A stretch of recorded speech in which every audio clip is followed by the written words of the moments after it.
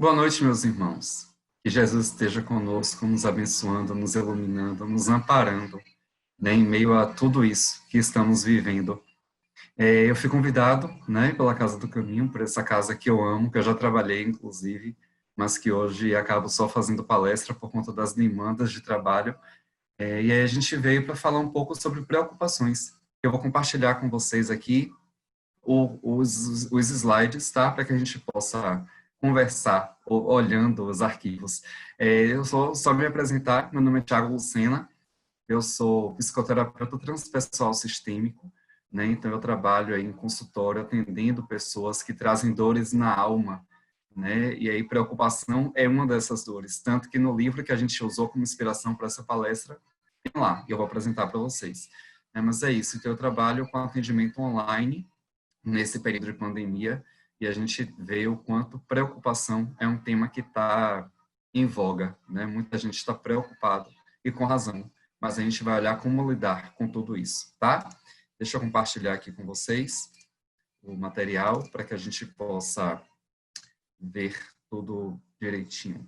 Vamos lá.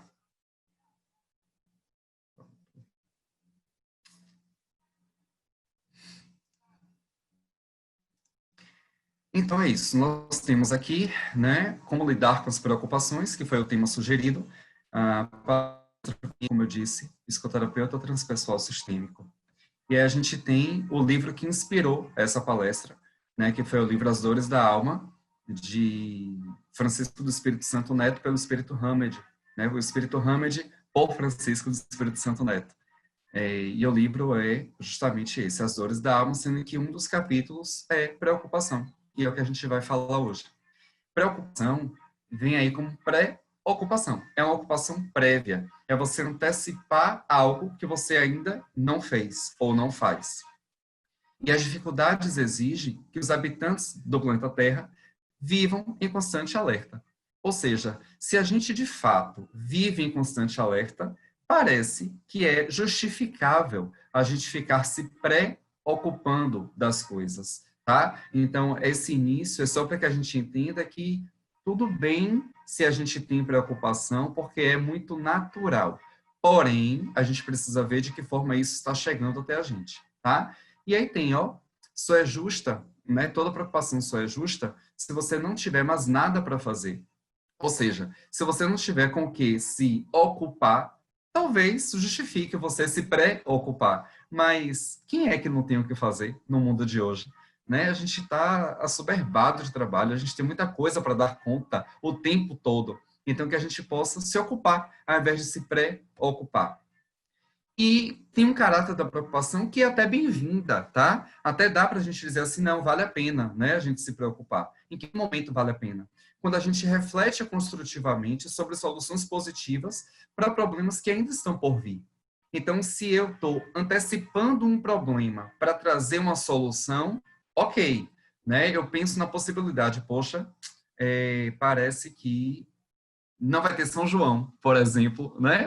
O feriado foi antecipado, inclusive eu estou a caráter, ó, camisa quadriculada, né? Nessa noite de véspera de São João, para que a gente possa já sentir o clima, né? Dessa festa que a gente ama. Mas então eu penso, poxa, eu fico preocupado porque não vai ter São João. E o que é que eu posso fazer com isso? Né? Se eu não tiver o que fazer, não vale a pena. Eu refletir construtivamente para encontrar uma solução.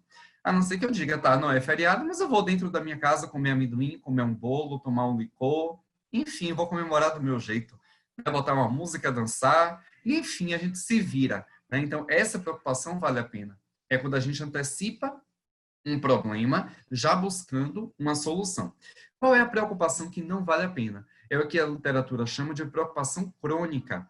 É aquela que se repete eternamente e nunca se aproxima de uma solução positiva. É como a gente ficasse o tempo inteiro, e se acontecesse algo? Ah, mas aí tá, mas e tarará, tarará, sabe? Então a gente fica só pensando no problema, mas não chega em uma solução. Então, esse tipo de preocupação não nos leva a lugar nenhum.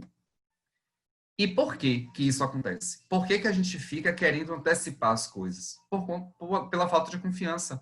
A gente não confia na gente mesmo. E, sobretudo, a gente não confia em Deus. Esse processo vem muito pelo medo do julgamento o auto-julgamento e o julgamento alheio, mas principalmente por uma falta de fé em Deus, por uma falta de crer que tudo vai ficar bem de uma forma ou de outra. E aí lá em Mateus, capítulo 6, versículo 33 e 34, tem uma passagem que é belíssima, que diz o seguinte: buscai primeiramente o reino de Deus e a sua justiça, que todas as coisas vos serão dadas de acréscimo. Assim, pois, não vos ponhais inquietos pelo dia de amanhã, porquanto amanhã cuidará de si.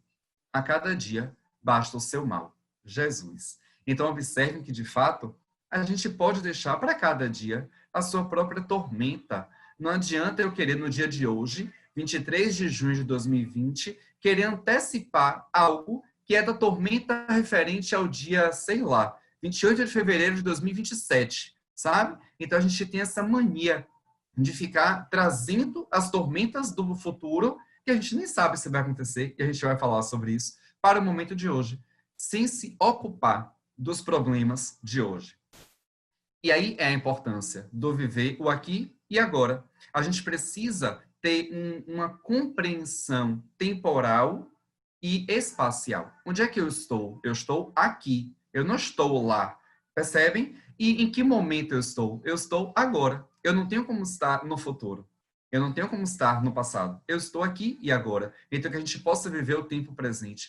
Por que é importante viver o tempo presente? Porque se a gente fica muito preso ao passado, a gente fica na lamentação dos processos. E isso vai minando a nossa energia vital. E essa falta de vitalidade vai trazendo para a gente para um aspecto depressivo, né? Muita gente está cometida de depressão porque fica se lamentando, sabe? Por questões do passado.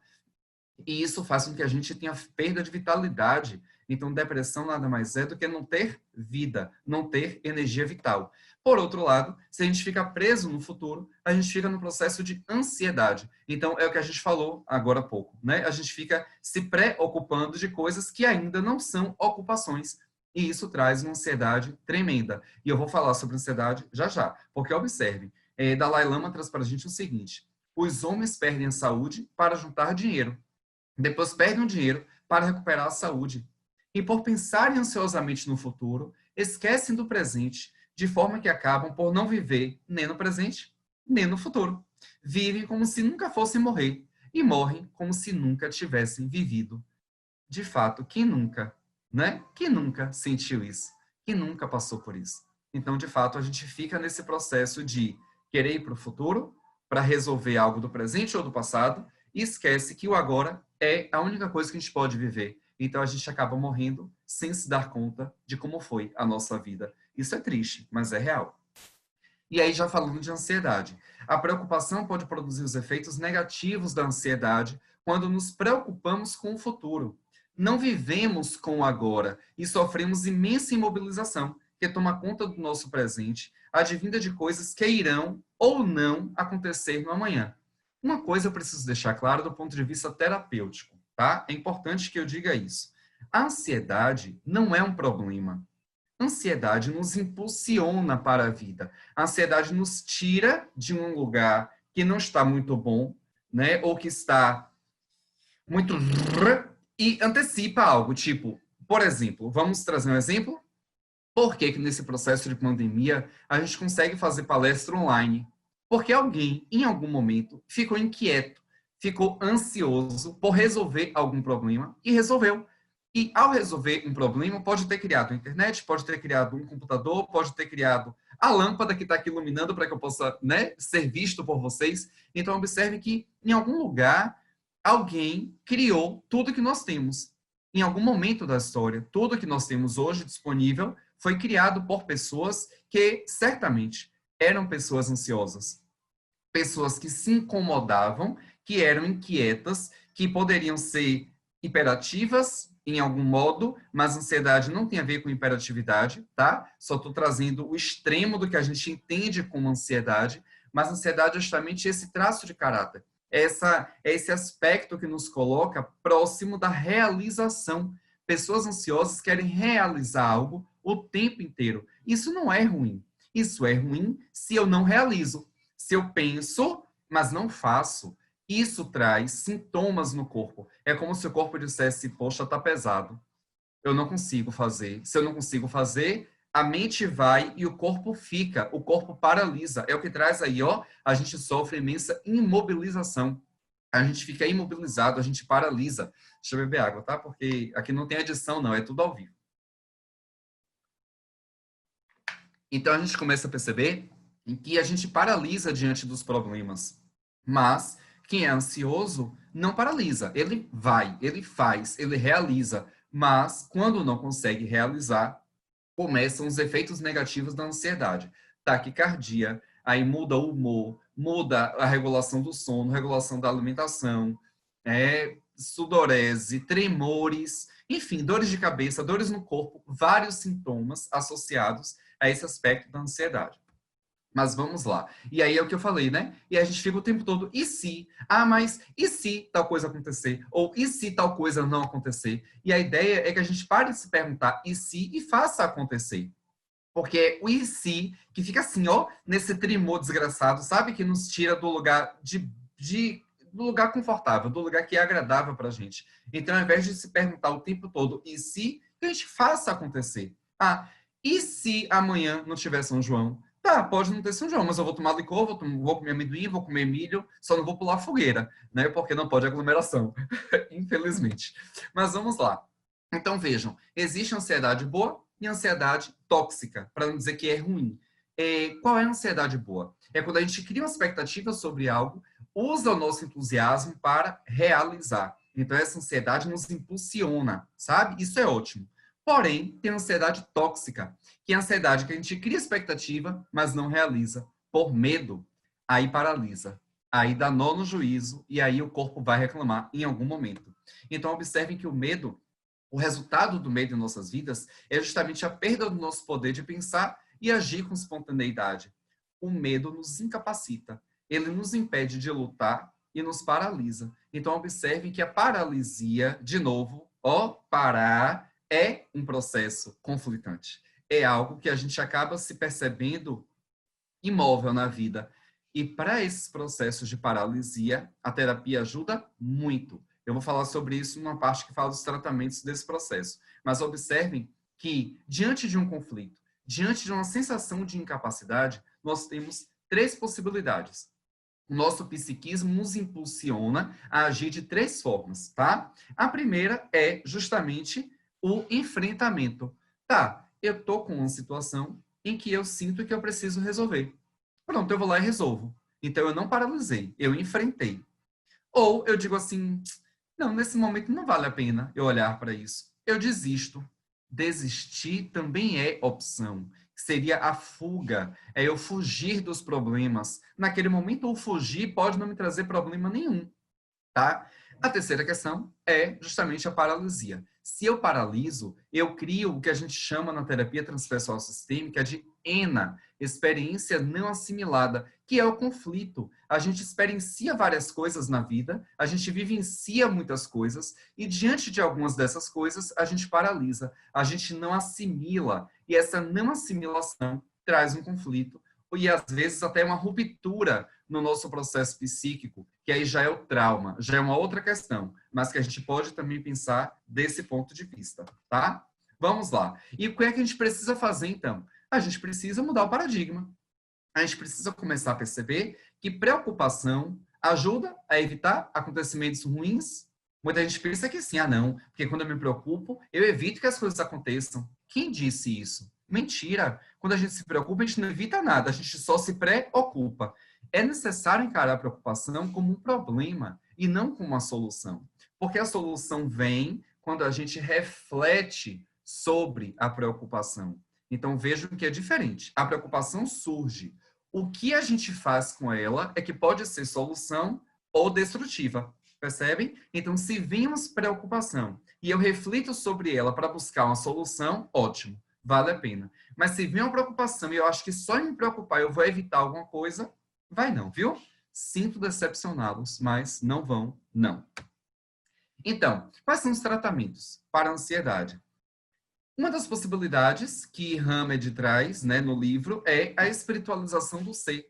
Porque quando a gente se espiritualiza, a gente tende a ter mais consciência sobre essas questões. E quando a gente tem mais consciência integrada, corpo, mente e espírito, a gente começa a sair do lugar de paralisia. Então, a tendência é que a gente consiga eliminar os efeitos negativos da ansiedade, tá? Então, a gente consegue, com o processo de espiritualização, reduzir esses efeitos. Porém, nem sempre isso é possível, porque muitas vezes esse caráter de ansiedade não é relacionado apenas a essa coisa da espiritualidade, a essa coisa dos aspectos morais. Vai muito além disso, porque, como eu disse, isso faz parte da nossa personalidade, né? Então, a gente precisa pensar que, se eu tenho um traço de caráter ansioso, eu tenho que realizar. E ser espiritualizado ou não, não interfere nisso. Então, a gente pode pensar, por exemplo, num processo terapêutico, que quando eu faço uma terapia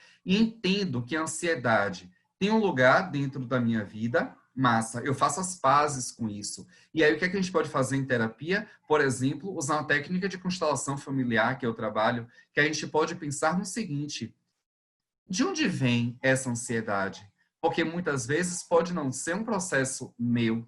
Eu posso ter herdado por honra algo de um antepassado. Posso ser ansioso porque meu pai me pede ansiedade, sabe? De repente eu ouvia muito quando eu era pequeno: ah, esse menino não faz nada, esse menino é vagabundo. Então eu começo a dizer: opa, se eu não faço nada, eu sou vagabundo. Então eu tenho que fazer muito para não ser vagabundo. E aí eu vou para outro posto, que é o realizar demais. E isso pode trazer essas demandas negativas da ansiedade, e a gente consegue, com terapia, olhar para isso tranquilamente. E eu falo isso com conhecimento de causa, porque eu já conduzi um grupo de terapia para controle da ansiedade. A gente não fala em curar ansiedade, porque ansiedade não é sintoma, não é doença, tá? Ela é algo muito bem-vindo se a gente consegue usar ao nosso favor. Mas a gente consegue, com técnicas terapêuticas, olhar para isso e sair deste lugar. Então, aí estão os meus contatos. Quem quiser, estou à disposição. Mas vamos lá. Dentro do processo da espiritualização do ser, Hamed nos traz que a criatura que atingiu a lucidez espiritual já aprendeu que, por mais que se preocupe, a reunião de todas essas preocupações não poderá mudar coisa alguma em sua vida. De fato, só se preocupar vai mudar o quê? Percebem? Eu antecipo uma ocupação. Eu me preocupo. Tá, beleza, me preocupei. Mudou o quê? Nada. Concordam que não muda nada? Não muda, gente. Isso faz muito sentido. Mas para quem é preocupado o tempo inteiro, acha que consegue mudar. A gente não consegue. Só se a gente refletir sobre para encontrar soluções. Vamos lá. No Livro dos Espíritos, na pergunta 264, Kardec pergunta lá aos espíritos: o que dirige o espírito na escolha das provas que quer suportar? Ou seja, quando a gente escolhe o nosso, para quem tem a opção de escolher, tá? Não vou abrir muito isso porque não é o foco da palestra, mas a gente sabe que alguns espíritos não têm a opção de escolha e outros conseguem participar dessa elaboração reencarnatória, né? Desse plano de reencarnação. Então, quando o espírito escolhe essas provas pelas quais ele precisa passar, o que é que dirige ele? O que é que move ele nessa escolha? E aí os espíritos respondem: ele escolhe as que podem ser para ele uma expiação, segundo a natureza de suas faltas, e o faz avançar mais rapidamente. Ou seja, tudo que a gente vive hoje parece que foi escolhido por nós em algum momento da nossa existência. Então, não dá para pensar que eu não vou dar conta. A gente sempre dá conta, sempre. Ninguém faz cadeado sem chaves. Do mesmo modo, Deus não te dá problemas sem soluções. Então, se existe um problema na sua vida hoje, calma, respire paz. Vai ficar tudo bem em algum momento, tá? Porque é como a mensagem diz, não tem cadeado sem chaves. Para fazer um cadeado, precisa de uma chave que o abra. Então, a chave para o nosso cadeado está em algum lugar. Basta a gente se centrar na gente mesmo, fazer essa conexão com Deus para entender onde é que está a chave dos nossos problemas. E aí a gente chega na ideia de pensar no controle, tá? Porque os preocupados vivem entorpecidos no hoje, ou seja, fica no estado de torpor, não sabem bem o que está acontecendo, o que está fazendo, porque querem controlar o tempo inteiro, com os pensamentos e a imaginação, os fatos do amanhã. Então, é muito comum que, para quem é ansioso, tenha uma ferramenta de controle muito grande, porque acha que, poxa, se eu tenho que fazer, eu tenho que controlar tudo e todos para que tudo aconteça. E às vezes não vai acontecer. E tá tudo bem se não acontecer. Mas para quem é controlador, não tá tudo bem, Zorra nenhuma, porque quer resolver o tempo inteiro e às vezes não vai conseguir. E aí vem a frustração, vem o lamento, vem a tristeza e o bicho pega. E a gente sabe que o bicho pega. E aí a gente percebe que o controle é um mecanismo psicológico de autodistração. É como se eu não quisesse olhar para o que eu preciso, então eu me distraio querendo controlar o outro, por exemplo. E essa questão de se preocupar com o outro é uma abstração. É uma forma de abstrair os meus problemas. E aí é como a gente traz aí, ó. Quando eu me preocupo com o outro, eu estou querendo me abstrair das atitudes que eu não tenho coragem de tomar, das responsabilidades que eu não quero assumir, das carências afetivas que eu nego a mim mesmo, tá? Dos atos incoerentes que a gente pratica e não admite, dos bloqueios mentais que a gente possui e que a gente não aceita. Então, o controle é um mecanismo psicológico de abstração. É como se eu quisesse abstrair de tudo isso. Eu prefiro não olhar para as atitudes que eu tenho que tomar, mas não tenho coragem, para os atos incoerentes que eu pratico, mas não admito. Percebem? Então, o que é que eu faço? Eu vou dizer que eu sou altruísta. Oh, mas eu me preocupo demais com meu irmão. Mas eu me preocupo demais com meu vizinho. Eu me preocupo demais com minha mãe, com meu pai, com meu filho, com o cachorro, com o papagaio da vizinha. Tadinho, tô sem cantar há tanto tempo, né? E a gente fica nesse processo de se preocupar com a vida dos outros, como se não bastassem os nossos problemas. É surreal, mas é real, é verdade. Então, esse processo do controle, a gente tem que cair em si de que a gente só possui controle sobre a gente mesmo. Porque cada um de nós temos o livre-arbítrio. Então, se eu tenho o livre-arbítrio de agir como eu quero, o outro também tem. Eu não posso querer que o outro seja marionete, entende? Eu preciso pensar que o outro tem um lugar no mundo e ele vai agir de acordo com as vontades e as necessidades dele. Não dá para pensar que eu tenho o poder de controlar, porque aí eu entendo que eu só tenho controle sobre mim mesmo. E aí a gente chega numa parte que é a mais esperada, talvez, da palestra, que é justamente como lidar com as preocupações, que são as estratégias de superação. Bora lá. Observe. A gente precisa criar um período de preocupação. Então, eu preciso estabelecer um momento do dia para dizer: este é o momento de me preocupar. Vamos ver. Parece loucura, mas não é não, viu? Faz muito sentido isso do ponto de vista terapêutico. Vejam, a gente tem que criar o mesmo período todos os dias. Por exemplo, eu vou me preocupar das 9 às 10, todo dia. Eu vou me colocar lá à disposição de 9 às 10 da manhã, por exemplo. Eu vou sentar e vou só me preocupar. Como é que é isso? Eu vou evitar criar esse período antes de dormir. Então, veja que eu dei o exemplo pela manhã, pode ser pela tarde, mas antes de dormir, não, porque isso pode interferir. Eu digo pode para não ser taxativo e dizer que vai, mas é muito comum que se a gente cria esse período de preocupação antes de dormir, a gente cria um processo de incômodo durante o sono e a gente não vai dormir bem, porque a gente vai estar colocando a preocupação em momentos antes do relaxamento ou do descanso, e isso vai dar merda, tá? A ideia é que a gente possa criar esse momento de preocupação pela manhã ou pela tarde. O resto do dia fica livre de preocupações. Então, eu só vou me preocupar naquela janela, vamos dizer assim. Adiar a preocupação que vier fora desse período e escrever em um papel. Então, o exemplo que eu citei, digamos que eu coloque que eu vou me preocupar de 9 às 10 da manhã. Mas aí, quando for 3 da tarde, vem uma preocupação. Não tem problema, eu não vou focar nela. Eu vou anotar no papel e pronto. Porque quando a gente olha para a preocupação, quando a gente se permite encarar a preocupação, ela perde o sentido. Porque você diz assim, tá, tudo bem, o que é que você quer? E ela não sabe o que ela quer. E ela vai embora. É estranho, mas é possível. E aí a gente precisa analisar o que acontece com a gente fora desse período, tá? Então a gente estabelece um momento, um horário de preocupação e fica focado nisso. Com o tempo, vocês vão perceber que, sei lá, com 5 dias, um exemplo, você vai colocar lá, tá, 9 horas, vou sentar para me preocupar. Sabe no teu horário de meditação? Pronto, vai ter horário da preocupação. E você vai ver que não vem preocupação nenhuma. Porque o cérebro da gente vai entender que não adiantou nada se preocupar. Porque a preocupação veio, você apenas observou. Isso não te causou nenhuma sensação de medo, de pânico, de nada.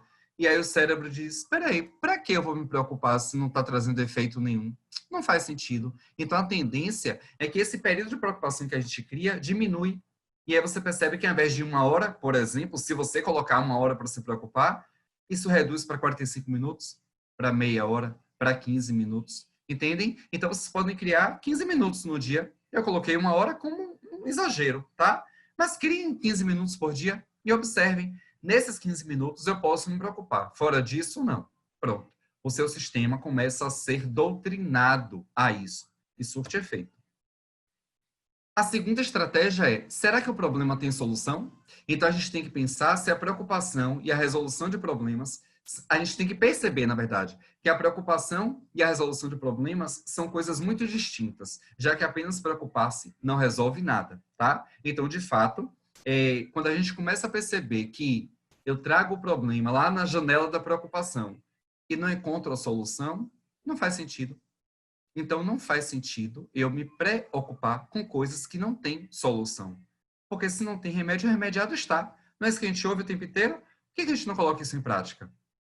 E a gente precisa distinguir entre as preocupações que têm solução e as que não têm. De fato, quando a gente faz isso, é como se eu olhasse assim, ó, a preocupação que tem solução, ótimo. Se tem solução, como é que eu resolvo isso? Pronto. Então, eu vou dar qualidade à preocupação. Lembra lá do início? A preocupação boa e a preocupação ruim? A preocupação boa é quando a gente olha para ela e diz assim, tudo bem, você é uma preocupação. O que é que eu posso fazer para resolver isso? Pronto, eu elenco as soluções. Ao listar as soluções, pronto, tá tudo bem, tá? E aqui não tem solução, não deve ter atenção da gente. Porque se não tem preocupação, de novo, que não tem remédio, remediado está. Então, é justamente essa ideia. Senhor, dai-me força para mudar o que pode ser mudado. Resignação para aceitar o que não pode ser mudado. E sabedoria para distinguir uma coisa da outra. Então, que a gente tenha essa sabedoria o tempo inteiro. Porque ao distinguir as preocupações, a gente traz qualidade e entende quais são as soluções que a gente pode tomar dentro desses processos todos de que nos trazem preocupações. A terceira estratégia é aceitar a incerteza. Porque o cérebro da gente não gosta de coisas imprevisíveis. Ele gosta de rotina, gosta de saber tudo o tempo todo. Então, se fica na incerteza, vai dar merda? Pode dar merda, infelizmente, né? Mas a gente tem que entender que tem coisas que são imprevisíveis, que a gente não tem um controle sobre tudo, tá? Então, vejam que a preocupação é justificável para estas pessoas por ser uma maneira de prever o futuro e evitar surpresas desagradáveis e controláveis. Então, parece que, então, não vale a pena me preocupar, porque eu estou prevendo o futuro e assim eu posso evitar. Tá, beleza. Você pode evitar se você encontra uma solução para a causa da sua preocupação. Ao tentar antecipar soluções, a gente só revive a dor. Tá? Então, a gente não pode antecipar soluções. A gente pode simplesmente pensar no seguinte: o que é que eu faço para lidar com isso? Ok, então eu vou fazer. E refletir se é possível ter a certeza do que vai acontecer. Se é realmente possível avaliar todas as opções e encontrar soluções para todas elas. Se eu trago um processo de previsibilidade, a melhor maneira de prever o futuro é criá-lo. Peter Drucker. Então, eu consigo pensar no seguinte: o futuro ainda não existe. É só uma projeção. Então, se ele não existe, eu não tenho que me preocupar. Mas, se eu olho para o futuro como possibilidades, percebem? Então, daqui a 2 dias, o que é que eu posso fazer para resolver aquela situação que eu preciso? E aí a gente vai criando os cenários. Dentro da terapia, eu faço muito isso com os pacientes. Tem uma técnica que eu chamo dos múltiplos cenários. E a gente usa exercício sistêmico para olhar para isso. Que a gente começa a dizer, tá, qual é um possível cenário? Não, um possível cenário, por exemplo, eu tenho um conhecido que está com Covid, né? Que está com Covid-19. E aí, qual é? O que é que eu posso fazer com isso? Nada. Eu não posso fazer nada. Então, eu não vou criar solução para isso, porque a solução não depende de mim, tá? Mas digamos que eu tenha uma decisão a tomar daqui a 2 semanas. E eu sei que, a depender da decisão que eu tome, eu tenho 2 opções de consequências. Então, eu começo a pensar, tá, se eu optar pela escolha 1, Qual é o cenário? Não, se eu escolher isso daqui, eu posso acontecer isso, isso, isso. Então, a gente começa a listar o que pode acontecer em cada cenário. Eu criei um futuro. Mas também pode acontecer aquela outra coisa. Se minha decisão for outra. Então, eu coloco, segundo cenário, se eu escolher tal coisa, pode acontecer isso, isso, isso, isso e isso. Percebem? Então, eu crio um futuro. E quando eu olho para isso, eu consigo sentir qual é desses cenários que me faz sentir melhor. Pronto. Então, eu trago uma preocupação, olho para ele, para ela, optando por trazer soluções. E aí o corpo entende que aquela solução parece ser uma boa opção. Parece. A gente não tem controle, não tem como saber. E a gente precisa, como outra estratégia, desafiar os pensamentos de ansiedade. Vem um pensamento e a gente começa a dizer assim, velho, isso é muito perigoso. Isso vai me matar. Eu vou me dar mal com isso. Mas às vezes, essa preocupação é muito além do que é real. O nosso medo potencializa. Porque quando a gente paralisa, o medo é potencializado para que a gente não saia da paralisia. Porque é previsível ficar parado. Mas a gente precisa sair deste lugar, tá? E aí é aquilo que eu falo. Tem que encontrar métodos para isso. Espiritualização, terapia. Se não consegue fazer só, busque ajuda, ok? Essas atitudes irracionais e pessimistas são conhecidas como distorções cognitivas. É como se o meu sistema cognitivo mudasse a percepção da realidade para que eu possa potencializar o perigo e dizer, tá vendo que meu medo é justificável? Percebem?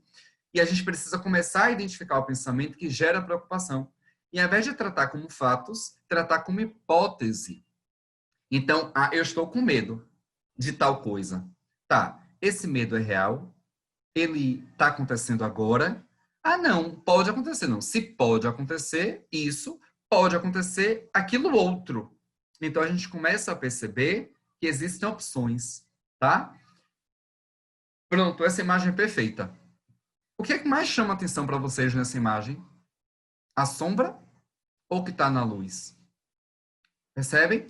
Óbvio que a sombra chama mais atenção, porque está maior, porque está distorcido, porque parece um bicho, um monstro, um dragão, um jacaré, sei lá que zorra é essa, um negócio com chifre. Aff, né? Quando a gente vai ver, o que é que gerou aquela imagem? Uma mão, tá? Então veja que a nossa percepção da realidade, ela é distorcida, porque existe uma distorção cognitiva apenas para justificar a nossa preocupação, o nosso medo. E se a gente olha para isso a partir do ponto de vista da realidade, parece que a gente entende que lá ali é só uma imagem, que o real é a mão. Quinta estratégia. Esteja ciente de como os outros te afetam, porque tem isso também que eu falei. Às vezes, o nosso processo de preocupação e ansiedade não é nosso. A gente herda por um processo de lealdade invisível, como a gente fala dentro do processo da consciência sistêmica. Então, a gente acaba herdando e honrando essas preocupações, essas ansiedades, esses medos. E a gente começa a ver que, na verdade, isso não é meu, é do outro, mas acaba me afetando. O que é que eu preciso fazer? Eu preciso entender que as emoções são contagiosas. Então, às vezes, o que o outro sente, eu sinto pior ou igual. Eu preciso manter um diário de preocupações para anotar os pensamentos que criam ansiedade. Porque quando eu anoto, eu percebo padrões. E eu começo a perceber, então toda vez que a vizinha me chama, eu sinto taquicardia. Então eu vou evitar que a vizinha me chame. Qual é a estratégia que eu vou fazer para isso? Percebem? Então é muito 1 mais 1 igual a 2. Eu sou professor de matemática também. Então lógica para mim né? Tem que ter lógica. Se não tiver lógica, não adianta. Né? Se não fizer sentido para mim, já foi, tá? E eu preciso compreender quem são as pessoas, né, que me causam ansiedade, mesmo que intencionalmente. Porque tem gente que faz isso por perversidade, mas tem gente que faz isso de forma inconsciente. Então eu preciso estar atento a quem são essas pessoas que fazem isso, né? Ou o que é que a pessoa faz que me gera ansiedade? Eu tenho que estar olhando para isso. E aí, às vezes, afastar é difícil. Por exemplo, mas eu moro com minha mãe, é minha mãe que me deixa ansioso. É minha mãe que me faz ficar preocupado o tempo inteiro. Então, se eu não consigo me afastar, eu posso pensar em minimizar os efeitos disso, como terapia, autoconhecimento, espiritualização, várias possibilidades. E eu preciso procurar pessoas positivas que possam me ajudar a ver as coisas por uma perspectiva diferente, tá? Então a ideia é, se eu estou em meio a pessoas que têm pensamentos de medo, de paralisia, a tendência é que eu fique nesse reme-reme, né? Nessa encheção de saco. Mas, se eu olho, poxa, mas tem fulano ali também, ó, que parece que é otimista, parece que pensa diferente, parece que conduz a vida de uma forma mais entusiasmada, então eu vou me aproximar dessas pessoas para sair daquele lugar do incômodo, tá? E é justamente isso. A gente tem aquela voz do anjinho e do diabinho, é focar apenas no que nos ajuda. Uma outra estratégia é praticar atenção plena. A gente precisa focar no presente, porque isso ajuda a liberar as preocupações em relação ao que vai acontecer. Essa estratégia pode ser apenas em observar os sentimentos e os pensamentos, deixá-los ir. É aquela coisa da janela, né, da preocupação. Nos 15 minutos lá que eu deixar para me preocupar, eu vou observar. A preocupação vem e a preocupação vai, e está tudo bem. E com isso, eu penso que eu posso identificar os pensamentos sem querer controlar. Isso é importante porque a gente faz o processo de atenção plena, tá?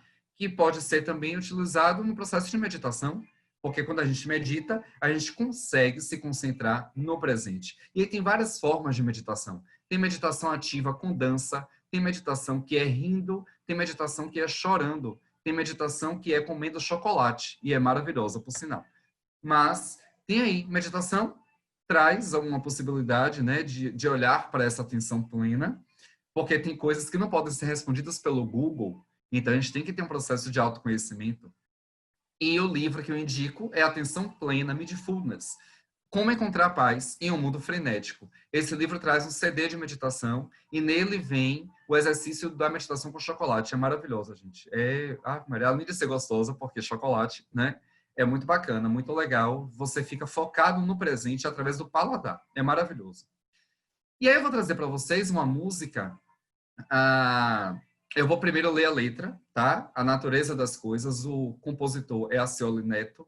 Eu vou ler para vocês a letra e depois eu vou botar a música para que a gente possa ouvir, já que estamos no clima junino, né? Então essa música diz assim, ó: se a veste não, amanhã pode acontecer tudo, inclusive nada. Se a veste não, a lagarta rasteja até o dia em que cria asas. Se a veste não, que a burrinha da felicidade nunca se atrasa.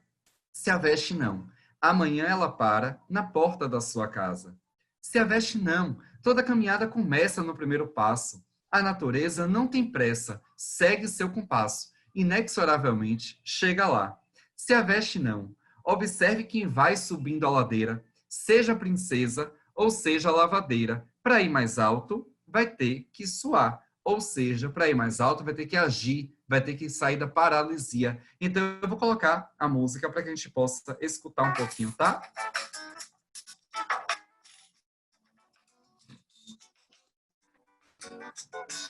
Se a veste que amanhã pode acontecer tudo, inclusive nada. Se a veste que a lagarta rasteja até o dia em que cria asa. Se a veste que a burrinha da felicidade nunca se atrasa. Se a veste amanhã ela para na porta da sua casa. Se a veste toda caminhada começa no primeiro passo. A natureza não tem pressa, segue seu compasso, inexoravelmente. Eu acho... Aí, ó. Vamos lá. Deixa eu falar para vocês uma coisa interessante que acabou de acontecer. Eu me preocupei. Eu disse, poxa, será que tá dando para ouvir a música? E aí eu pensei, tá, se eu estou preocupado, eu preciso resolver. Então, o que é que eu vou fazer? Eu vou voltar o áudio, vou colocar na caixinha de som, porque eu estava pelo celular. E aí eu disse, não, eu vou botar mais alto, porque com certeza agora eles vão ouvir. Então, eu trouxe uma preocupação, né, para o momento presente, busquei a solução e tomara que agora resolva. Vamos lá.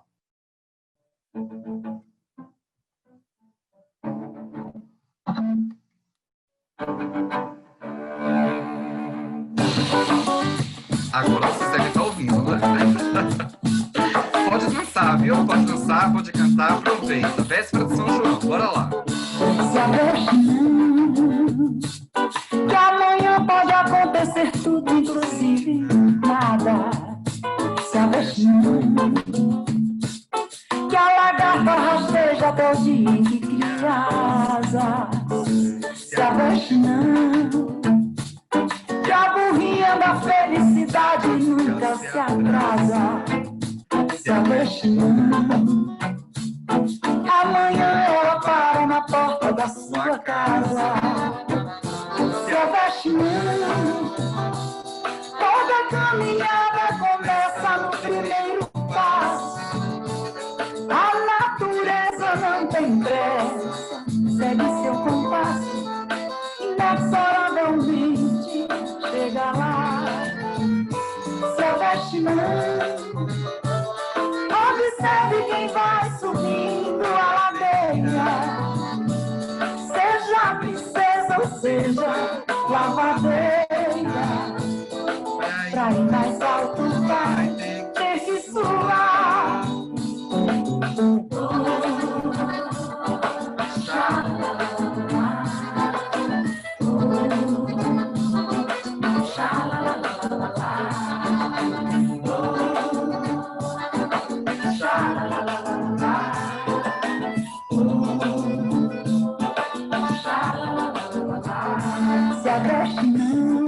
Ai, ai. É isso, que a gente possa entender que não adianta se avexar, né? E quando a gente se avexa, não resolve. Porque nesse processo de se avexar, nada acontece. Apenas um processo de preocupação. Então, que a gente possa dar qualidade a isso, tá? Para finalizar, eu vou trazer uma mensagem do próprio livro, né? Do capítulo lá do livro Dores da Alma, que diz assim: o dia de hoje nos fornecerá exatamente as oportunidades de que precisamos para compor com estrofes e versos harmônicos o poema de nossa vida, cuja métrica foi antecipadamente determinada por nós ontem. Nossas experiências da vida não acontecem por acaso. O planejamento divino nada faz sem um desígnio proveitoso. Tudo tem sua razão de ser. Não é preciso desespero nem preocupação. Tudo acontece como tem que acontecer. Em outras palavras, se aveste não. Tudo acontece como tem que acontecer, tá? Que a gente tenha consciência disso. Que nosso Mestre Jesus nos ampare, nos dê apoio o tempo inteiro, né? Nos direcione neste caminhar. E neste momento, eu vou pedir que vocês fechem os olhos e se concentrem nessa música belíssima que eu vou passar agora para vocês, porque os irmãos passistas da casa vão se concentrar para poder enviar energias benéficas para vocês, tá? Então, que a gente possa aproveitar tudo isso e ser feliz, porque está tudo aí, né? Que a gente possa reconhecer que Jesus nos deu várias possibilidades de amor, de caminhar com retidão, com sabedoria, e que a gente possa fazer bom fruto disso, tá? Muito obrigado pela atenção, fiquemos todos com Jesus e sintamos neste momento as energias benéficas dos passos magnéticos. Irmãos passistas, pela caridade.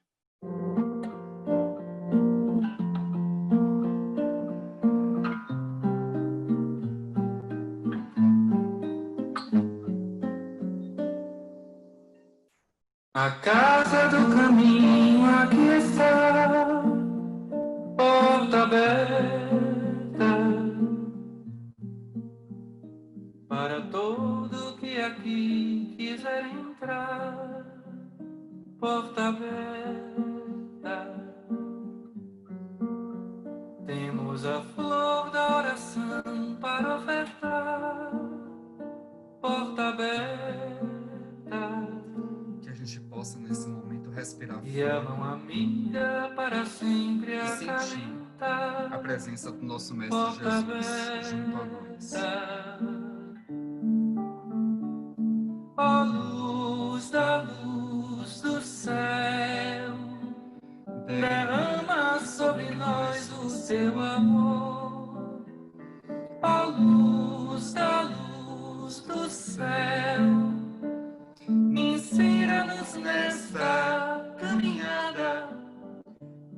cada passo seja dado em direção do que ensinou o amável peregrino, e cada gesto iluminado pelo amor auxilie, todos sejam bem-vindos.